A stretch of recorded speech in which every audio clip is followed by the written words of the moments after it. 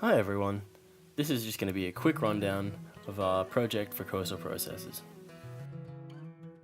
While the team gets some stuff put together, our hypothesis was that seagrass will decrease wave energy and therefore wave heights. This will have an influence on coastal erosion and protect the shoreline. We'll conduct this experiment with wave sensors and linking these to GPS data to map wave heights.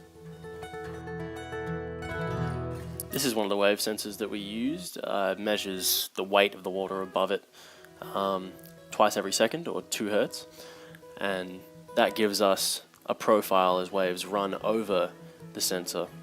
We can see exactly what the wave's doing above it.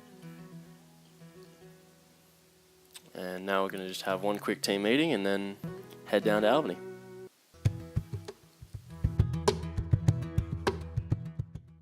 The first thing we needed to do once we got to Albany was get the wave sensors out and deployed.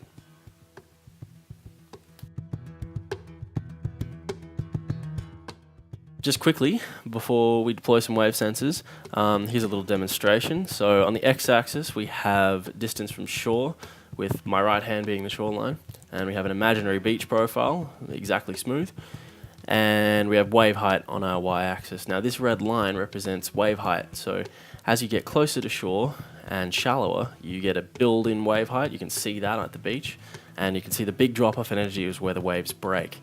Now, you see this gap? This gap represents the difference in energy is absorbed by the seagrass.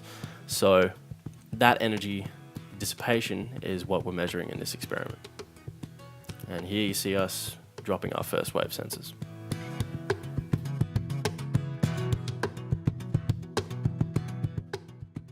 At the beginning of the second day, the second half of the team went to collect some sediment, while the rest of us stayed to do some modeling in Excel.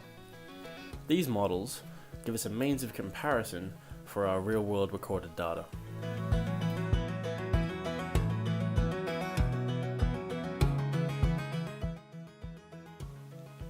Sediment was collected from each site so that sediment grain size could be compared to seagrass density.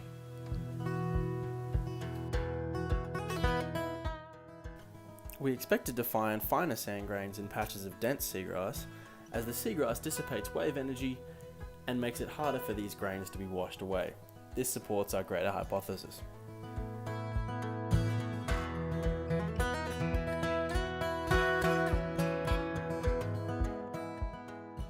A very accurate GPS was used on the third day to map the bathymetry of the area.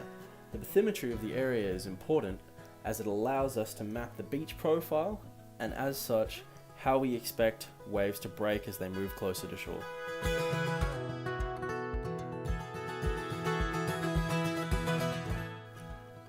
A video quadrat setup was dropped over the side of the boat so that we could accurately measure the density of the seagrass on the seafloor.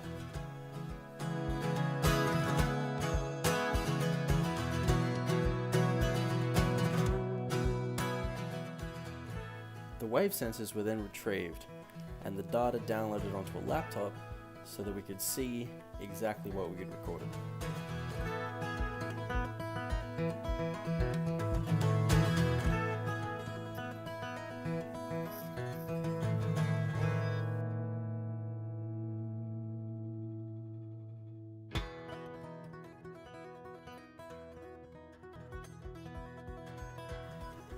Once we were back home, it was time to analyze our data.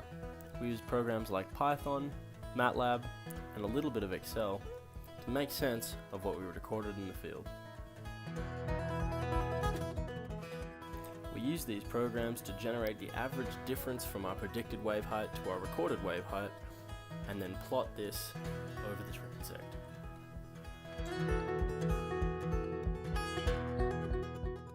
Now it's time for some results.